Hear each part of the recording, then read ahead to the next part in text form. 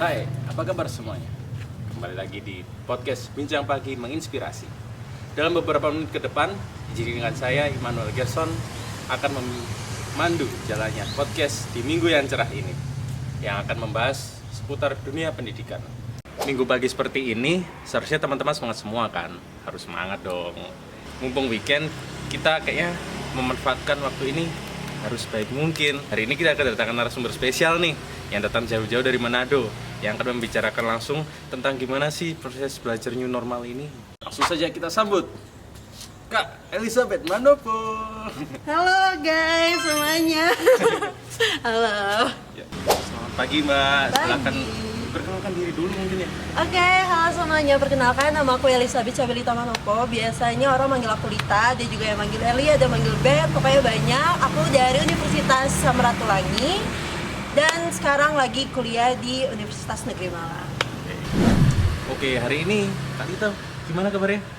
Halo Mas Iman, baik. Kalau Mas Iman sendiri gimana? Ya, puji Tuhan, kayak gitu aja lah. Oke, aman ya, Aman aman sih. ya berarti ya. Aman. Aman. Tanpa basa-basi lagi, langsung saja kita masuk ke topik pembahasan kita. Bener banget tuh. Ya, Gimana nih, gimana? ya seputar kuliah online lah ya. Nggak terasa kita udah kuliah online selama 1 tahun. Iya, udah 1 tahun banget ya, oh my god. Bisa Iya. jadi anniversary nih. Aduh, kalau pacaran sudah anniversary ya. Karena COVID-19 di Indonesia kayaknya sudah mulai terkontrol, sudah mulai menurun. Otomatis kita sebagai mahasiswa akan dihadapkan dengan kuliah yang mulai tatap muka. Oh iya. Sudah mulai kampus-kampus dibuka. Iya benar. Nah, kira-kira bagaimana sih pengalaman Kak Lita sendiri sebagai mahasiswa yang awalnya kuliah online terus mulai masuk ke pertemuan tatap muka? Oke. Sebenarnya kalau misalnya kuliah kuliah online kayak gitu tuh sebenarnya kan udah nggak asing lagi ya, karena kan dari dulu tuh udah ada kursus online dari luar negeri ataupun dari dalam negeri itu sebenarnya udah banyak. Bahkan kalau misalnya di UT sendiri, Universitas Terbuka, kan mereka dari dulu, dari tahun berapa ya, 90-an kalau nggak salah, mereka kan udah menerapkan kuliah jarak jauh nih. Jadi sebenarnya tuh kita udah nggak asing sama kuliah jarak jauh. Cuma untuk kita yang udah kebiasaan kuliah tatap muka segala macam tuh 3 bulan di awal itu tuh sebenarnya rasanya aneh nggak sih? Aneh nggak sih rasanya? Karena iya kan, karena kita kan belum kita kan kalau kuliah tuh bisa dibilang ya, kita kan nggak secara maksimal nih menggunakan teknologi segala macam, jadi kita tuh awalnya kayak banyak trials error gitu. Nah, dari itu karena COVID-19 juga ya, jadi kan kita kan mengikuti karena COVID itu, jadi kampus-kampus itu kan ditutup, pasti di UM juga tutup kan waktu itu ya. Nah, tahun Maret kalau nggak salah, Maret apa bulan April itu mahasiswa itu tuh banyak yang balik kampung, kan karena udah kuliah online gitu kan, kuliah online. Dan dari kuliah online itu mulailah situ permasalahan mahasiswa daring yang pasti Mas Iman juga ngalamin sih pasti ya. Ya kayak gitu sih.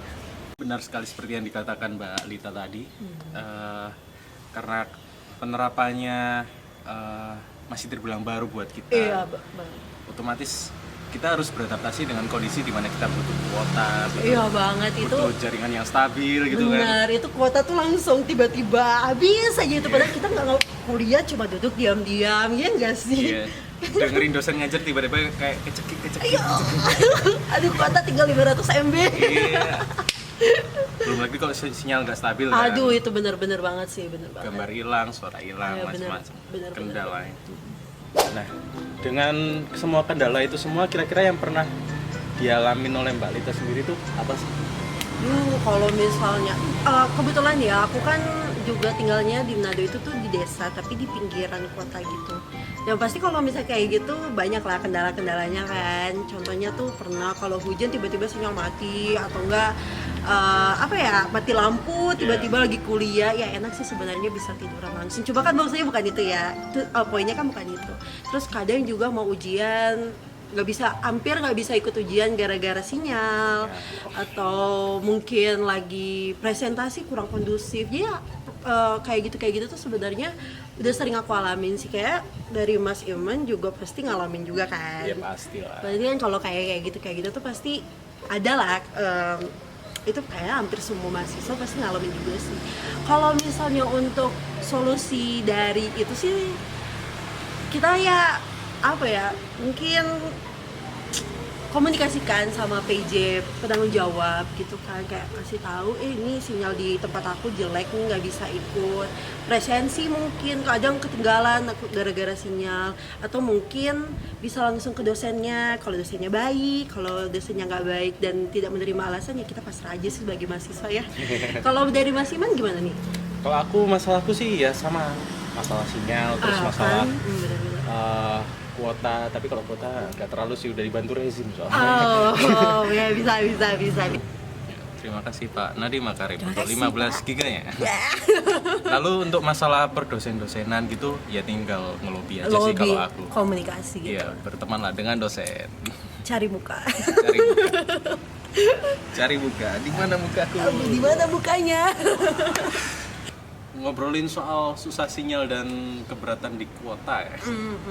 Kita akan menyambungkan, mau ngobrol-ngobrol juga dengan teman kita yang sekarang lagi di tempat yang kondisi sinyalnya susah juga. Oh iya, di mana tuh? Di Fak-Fak. Oh, di Papua. Papua Barat. Papua Barat. Iya. Iya, oke. Ya, kita langsung saja menghubungi teman kita Mbak Alisa. Halo Mbak Lisa. Oke, assalamualaikum Mbak Lisa di Fak-Fak. Bagaimana Mbak Lisa. kabarnya? Halo Kak Iman, alhamdulillah nih baik banget kabarnya. Sebelumnya kan Mbak Lita sudah menjelaskan dan menceritakan keluh kesahnya selama kuliah online. Kalau dari sudut pandang Mbak Alisa sendiri, bagaimana sih kuliah online dari rumahnya? Kalau dari Fak-Fak? Sepertinya jaringan internet adalah suatu kendala yang dialami oleh sejuta umat ya. Adapun nih, kendala lainnya tuh sulitnya berkomunikasi dengan anggota kelompok ataupun sama teman untuk berdiskusi mengenai pelajaran yang telah didapat. Pasalnya, saya sendiri secara pribadi lebih suka berdiskusi secara langsung, tatap muka. Tapi karena situasi pandemi seperti ini harus online, secara saya lebih mudah untuk memahami jika diskusi tersebut berjalan dengan tatap muka langsung. Namun, karena pandemi seperti ini, kita harus berdiskusi melalui via chat ataupun Zoom dan Google Meeting dan lain sebagainya. Namun, kendalanya adalah jika tidak bertemu langsung atau dijelaskan secara langsung, saya pribadi suka lemot mikirnya. Terus nih, masalah kendala manajemen waktu. Saya pribadi pada dasarnya sangat sulit untuk manajemen waktu. Jadi suka kelabakan gitu kalau misalnya dapat tugas nih minggu ini, terus tiba-tiba udah numpuk aja di akhir minggu kan. Jadinya tuh kayak, duh ini aku harus ngerjain yang mana dulu ya. Itu tuh sulit banget di aku pribadi. Belum lagi dengan pekerjaan rumah yang tidak bisa di pending. Jadi sampai sekarang pun saya masih sangat berusaha untuk mengatur waktu dengan baik dan memisahkan antara pekerjaan yang wajib dilakukan atau pekerjaan kuliah maupun pekerjaan rumah yang tidak wajib dilakukan tapi sangat terdesak. Iya ya, kuliah online ini sebenarnya akan lebih mudah dijalani kalau koneksi internet kita lebih lancar dan stabil, sehingga mampu membuat kita memanage pekerjaan kita yang lainnya, nggak melulu soal kuliah dan susah sinyal dan ngatur jadwal lagi di lain kali untuk janjian sama dosennya macam-macam. Oke, kita sudah membahas mengenai masalah dan kendala mahasiswa selama kuliah online. Selanjutnya mari kita cari tahu hal positif dari kuliah online yang dirasakan mahasiswa selama fase-fase kuliah online itu. Pertama, karena mayoritas mahasiswa banyak yang pulang kampung. Jadi tentu saja kita jadi punya waktu untuk bersama dengan keluarga yang beberapa bulan yang lalu nih kita nggak ketemu. Apalagi yang rantaunya jauh, jadi mungkin bisa sampai bertahun-tahun baru bisa ketemu lagi. Yang kedua, kita jadi punya nih pengetahuan tentang platform-platform online yang mungkin waktu kuliah offline kita nggak pernah untuk menggunakannya. Namun karena situasi pandemi seperti ini, kita jadi familiar untuk menggunakannya. Bahkan kita hampir menggunakannya setiap hari untuk kegiatan belajar mengajar, sehingga kita menjadi terbiasa untuk menggunakannya. Ya, saya sependapat sama pendapat Mbak Alisa tentang sisi positif dari kuliah online, terutama mahasiswa yang merantau kemudian pulang ya, jadi bisa tetap kuliah dari kampung tanpa meninggalkan anggota keluarga. Kalau dari Mbak Lita sendiri, ngelihat sisi positif nggak dari kuliah online ini? Oke, sebenarnya tuh aku sependapat ya sama Mbak Halisa ya, karena gimana ya, secara tidak langsung kita tuh jadi lebih melek teknologi nggak sih selama kuliah online ini. Kita jadi lebih maksimal dalam menggunakan teknologi yang sudah disediakan kampus, dan itu nilai positifnya tuh secara tidak langsung dosen sama mahasiswa tuh jadi lebih apa ya, lebih aware dengan teknologi ya kan, mungkin Lebih adaptif juga. iya, lebih adaptif dengan teknologi-teknologi yang ada. Jadi kayak ya mau nggak mau aja kita sebenarnya. Itu sih aku sependapat sih sama Alisa. Setuju sekali. Kita mahasiswa dan dosen yang awalnya mungkin kurang aware dengan perkembangan zaman dengan teknologi yang sudah ada, ya kayak Zoom, Google Meet gitu kan, yang bisa kita manfaatkan untuk kelas online, akhirnya bisa mengetahui kalau dengan adanya fitur-fitur tersebut menjalankan kuliah dari itu. Lah, untuk mungkin aku mau tanya yang dari jauh dulu. Untuk Mbak Halisa, mungkin ada tips gak sih untuk teman-teman di rumah, bagaimana caranya tips untuk memaksimalkan penggunaan teknologi ini dari rumah untuk memaksimalkan kuliah online? Kunci utamanya sih ada di time management. Kita harus bisa mengatur dan manajemen waktu sebaik mungkin. Karena jika segala hal telah diatur dengan baik, insya Allah bisa berjalan dengan baik pula. Kita juga harus bisa menentukan skala prioritas dari sesuatu yang mendesak hingga yang tidak penting.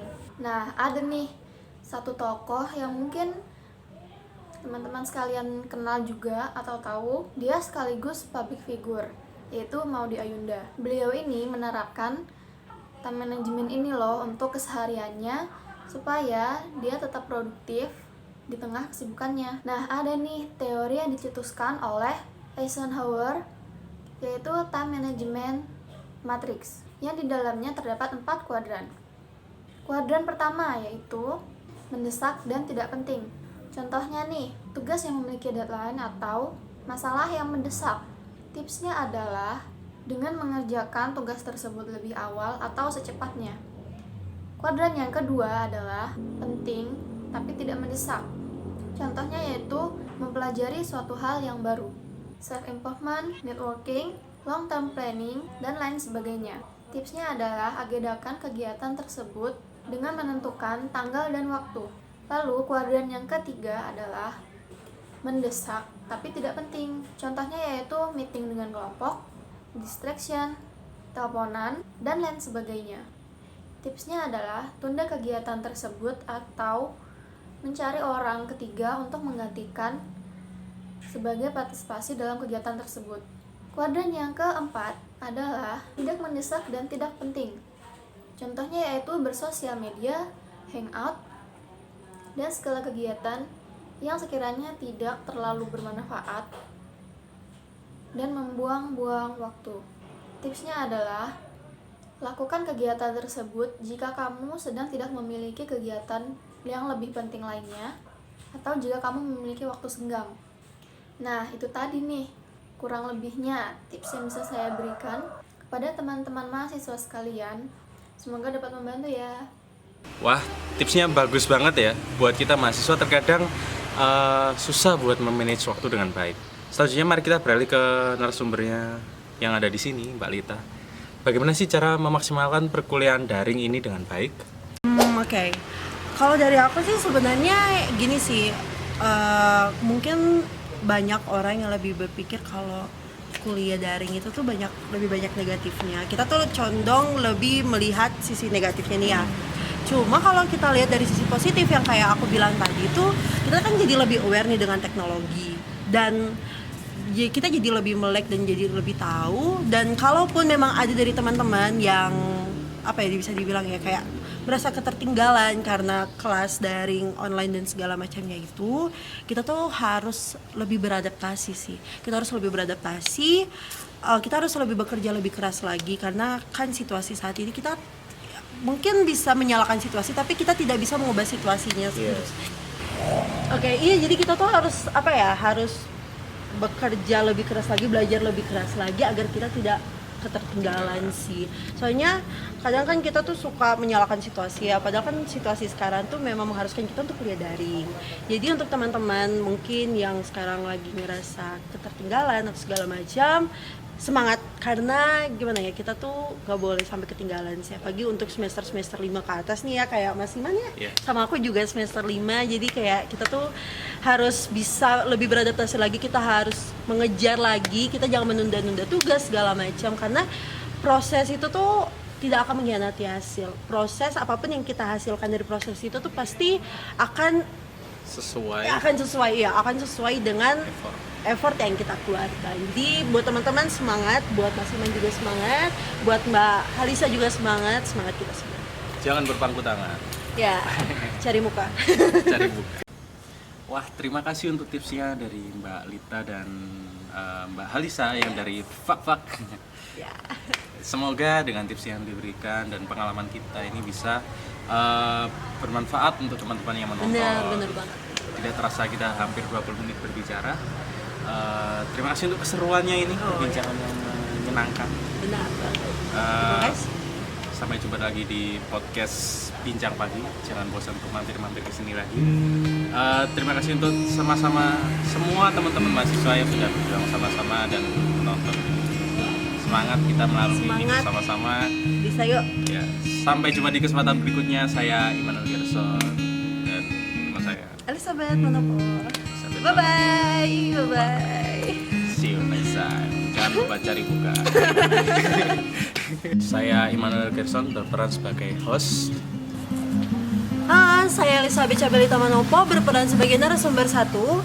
Hai, saya Halisa sebagai narasumber 2. Hai, perkenalkan nama saya Mutiara Laila. Di sini saya sebagai editor. Saya Rika Fitriani bertugas sebagai scriptwriter. Jadi, pengenalan. Perkenalan. Oh iya, nama saya Muhammad Zikrido sebagai kameramen.